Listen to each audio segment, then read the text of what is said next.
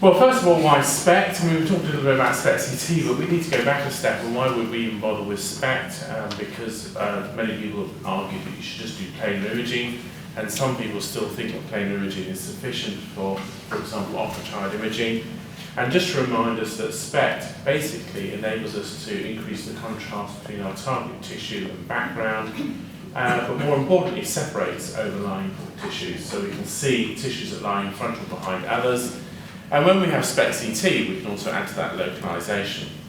However, the spatial resolution is actually slightly worse. Now that's overcome by other techniques, but remember we're often seeing in the 1:8 by 1:8 matrix at maximum, sometimes 64 by 64, whilst with plain we're on 256. So the resolution may be 4 times worse. That's overcome by these other advantages.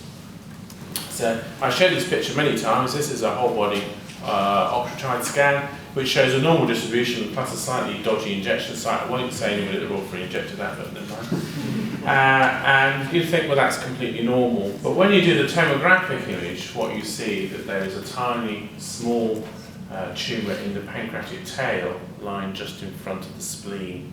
And that is why it's obligatory to do SPECT in the abdomen with all octreotide scans. But of course, that's quite nice, but it's just literally 4 blobs, isn't it? It's 4 blobs on a plate. A bit like 4 baked beans on a plate, really. So, what are the advantages of CT? Well, we can use CT for localization, we've heard, we can use it for attenuation and correction. There is some controversy over the quality of the CT, and again, we have these balances between quality and radiation dose. And again, we've heard that maybe for patients with no malignant disease, particularly metastatic disease, radiation dose may be less of an issue than those patients who may be younger, potentially curable tumours, or have benign disease. And we need probably to have a slightly more flexible and personalised medicine approach, and maybe we'll set up multiple protocols, not just sort of abdomen is this, but we might have abdomen young female, benign disease this, abdomen male, 80-year-old, riddled with cancer, that, because what you're trying to get is different kind of information. And I think the big advantage is that it enables us to hopefully get the best of both worlds. And the question is, how do we use this in neuroendocrine tumours? Now, this is an image from quite a long time ago. This was actually sent to me by Thomas Grunning from Plymouth, and it was to refer a patient up for a study. And at that time at the Royal Free, we didn't really think about SPECT-CT, and this was actually done on the Hermes with the CT scan done in the X-ray department and the octreotide scan done in his department. On a Hermes system, and it shows very nicely, beautifully aligned and registered SPECT-CT. This really got me thinking that maybe this is something that we should think about as a more routine area. Now, we were very fortunate when I was at the Royal Free to have the machine which Tony talked about. And like everybody, I think when you start with this, you have, like, when the first time somebody buys you an SLR camera, all these dials and bits on it, and you're not quite sure what you do with it, and it's easier just to put it on auto and just take the photos the way you used to. But maybe you can start to use the tool differently. And as you can see, this is Dr. Nabokis gave me this image, and this is really, when he was a registrar, I think about the 4th patient we did, and I was a bit dismissive, oh, we won't really see anything extra, I know what I'm doing now. Yeah. And he came in with this image, which really changed my mind, because instantly it demonstrated I didn't know what I was talking about. So this is a whole body octreotide scan, and there's a low density and high density image. In the low density image you see the multiple liver mets, that's easy. On the high density image there's 2 areas in the pelvis, one both labelled with arrows. Now the top one could be a bit of bowel, might be something interesting. So he said, shall we do a SPECT-CT? So I said, oh yeah, maybe. So what about the bottom? That's urinary contamination, just ignore that. So anyway, so you can see the top SPECT-CT, and there is a pelvic lymph node, you can see it very nice in the CT scan, with uptake of octreotide. Very clearly, it is soft tissue metastasis. We've identified what it is. It's not in the bone, it's in the soft tissue. It was the lower image, however, was the one that really was the one that got me, because of course it was my urinary contamination, which unfortunately the SPECT-CT demonstrated lined up very nicely with a lytic bone lesion. Which was not urinary contamination, it was a bone metastasis, which I would have completely missed. So I think one of the things that we always say with hybrid imaging is that 1 + 1 tends to equal 3. You tend to get more information just from the 2 alone. We can use it with, if those people who use the Hynectate or the Tectoid as it's called, You can also use with SPECT-CT. This is actually some work that's been done from Poland, and this is again a nice study from Warsaw, and this is done on a Siemens SPECT-CT scanner. And you can show again the advantage of having very nice localization. Again, with the SPECT study, you can see the tumours very nicely, and the CT shows multiple sites of abnormalities in the liver. But as is typical with neuroendocrine tumours, some of the abnormalities in the liver are active live tumour, some of it is necrotic dead tumour or fibrosis. It's difficult to differentiate using CT, even with triple phase, where is a live tumour. So the big advantage that you get with SPECT-CT is it maps out the active live tumour. And these tumours often do undergo self-necrosis, etc., or may respond to different treatments in different ways. So ideally, this is a very nice way to monitor these patients. Now, when we're looking at new agents, and this is some work that was done between UCL and Basel University, and was published in the Journal of Nuclear Medicine, using a glucon-like protein labelled with Indium 111. There's quite a lot of ring uptake, as you can see, which is quite nice because you can just make sure you've got your registration right. And these are a series of 4 patients. And some of the scans are difficult to read, but if you look at C and D, you can see very nicely in the pancreas, there's areas of focal uptake. And this agent is particularly good at finding those little insulinomas that hide from even gamma-68 DOTATATE PET or indium PET SPECT. So it's an interesting thing that when people are now trying to look at new agents for neuroendocrine tumours, they automatically move towards SPECT-CT as a way of demonstrating those. And I think that shows us where we've got these difficulties the way forwards. I'm not sure if we didn't have the CT scan, just a blob for C, we would have been convinced we were finding insulinoma. So I think the way forward, as everybody else has been saying, is really this combination of anatomy and function.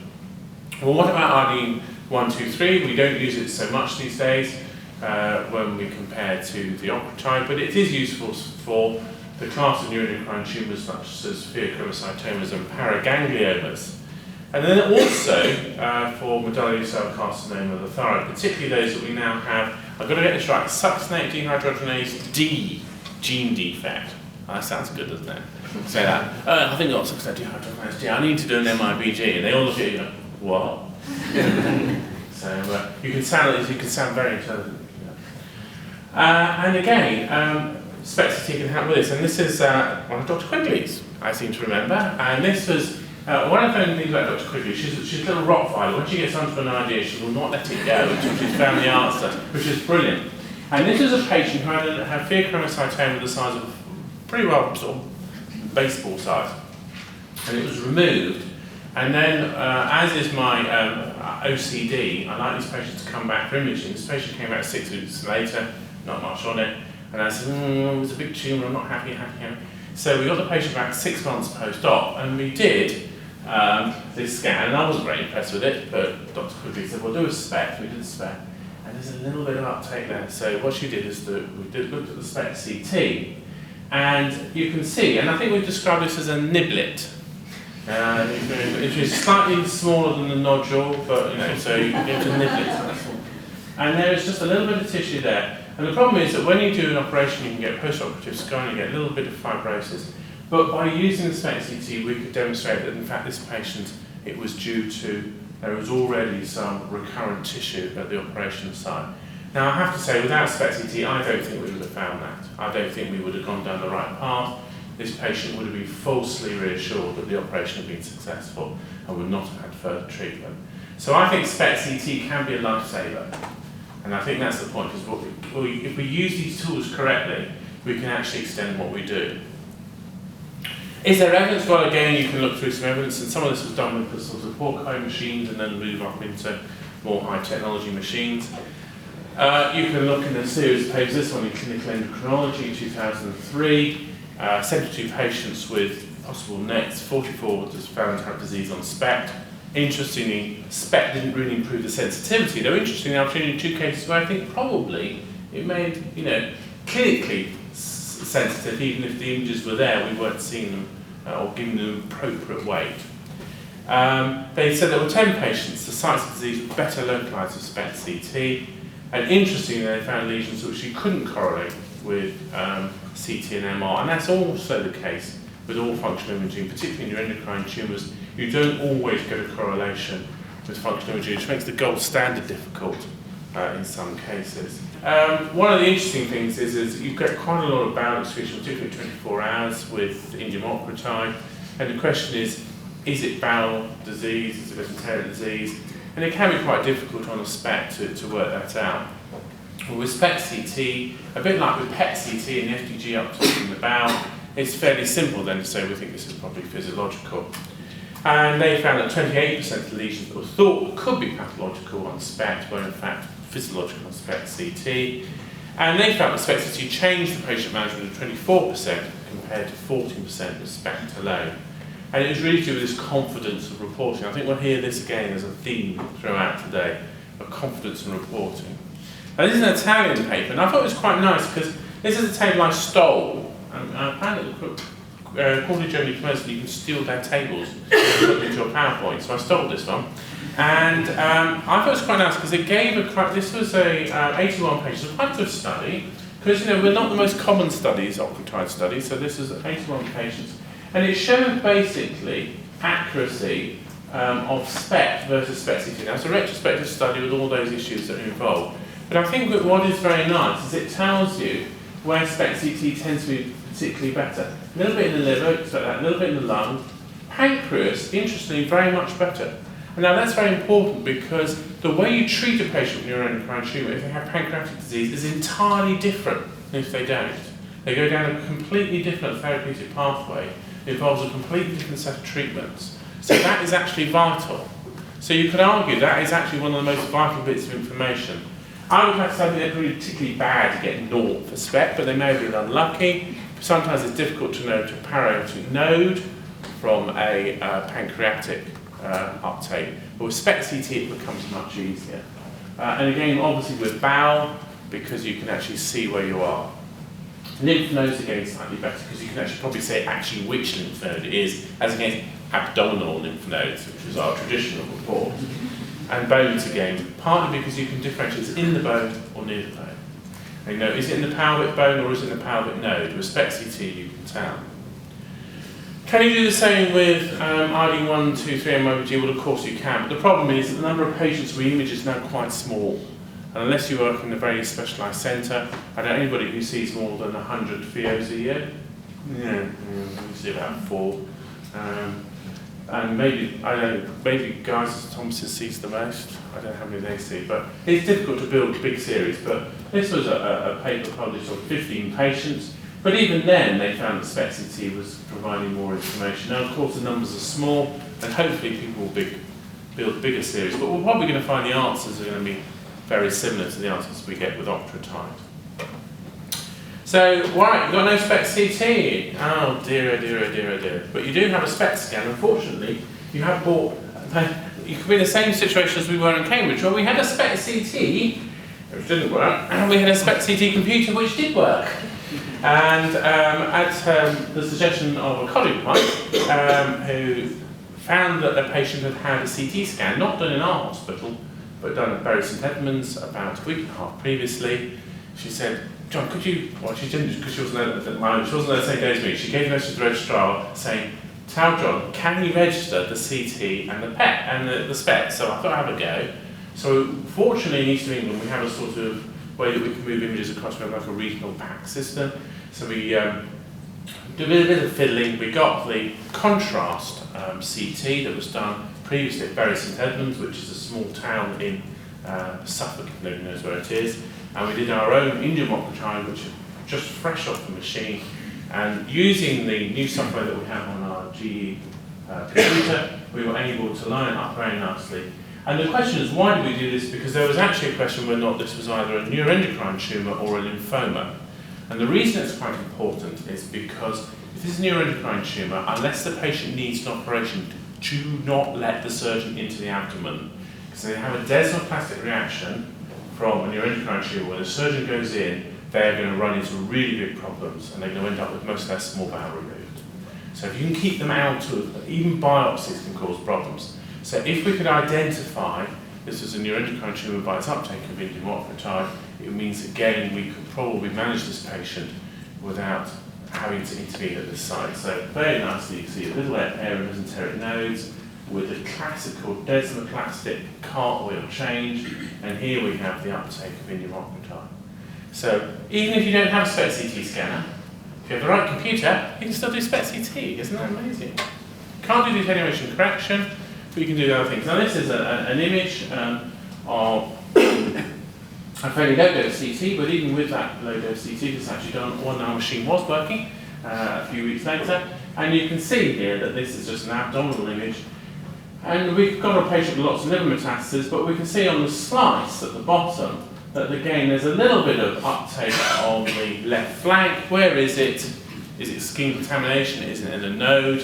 No, the SPECT-CT very nicely demonstrates that it's actually in the out wing and it's a bone metastasis. So this is, I think, our first live, real operative SPECT-CT at Addenbrooke, and it was very nice. It showed, confirmed the changes that we want. Now, hopefully, the next one will be a movie. I don't know if this will work, but I've been told not to panic. I've been told to escape. Go to here. Go to here. Technology, and there we have. So this is our selling point scan. So this is the kind of images that you produce. A little fast, isn't it? But never mind. So I'm going to go slightly lower. Let's go slightly slower on this. So you can get quite nice technical information. So here we have the tumour, which is very nicely delineated in blue against the scalp. I'm going to close it up because I think you're going to start to feel sick. I'll try and go back to my... But before we all think everything is wonderful and rosy, we have to remember that technology moves on, and PET-CT is not far away. PET-CT methods are advancing in the field of neuroendocrine tumours, and some of them will compete directly with SPECT-CT. For example, gallium-68 DOTATATE, replacing optoid imaging, and F18 DOPA to some degree, or dopamine, to some degree replacing mIBG imaging, as it also is aiming uptake. But also we can open up new areas for nuclear medicine, such as C11 metomidate and C11 methionine. And I'll show you some examples of that because I can. So this was, I think, the third DOTATATE study done at Addenbrooke Hospital. This was a patient who we imaged for a pre-surgically. We just wanted to make sure that there was a limited disease. We knew that there was a mesenteric lymph node. We didn't know anything else. And lo and behold, you can just see here, this is the mesenteric lymph node. The surgeon wanted to make sure there was no liver metastases or no other nodal disease, which was correct. However, lo and behold, there is the focal uptake of the primary. We just wouldn't have seen without anything else. So we can go a path beyond our other imaging. So gallium-68 DOTATATE may replace indium in those centres that can do it. But what about some other things? Now, this is a patient with maybe it's not strictly a neuroendocrine tumour because it's actually an adrenal adenoma. But this is with C11 metomidate. And here we have a CT scan, and we have, for those of you who are bright, sharp-eyed, you can see very nice.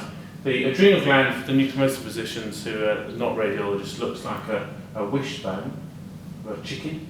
At one end you see a little dollop. The question is that the cause of the adenoma? And this patient had Con syndrome, so reducing aldosterone. So C11 metomidate scan showed focal uptake there, which on the registered image lines up perfectly.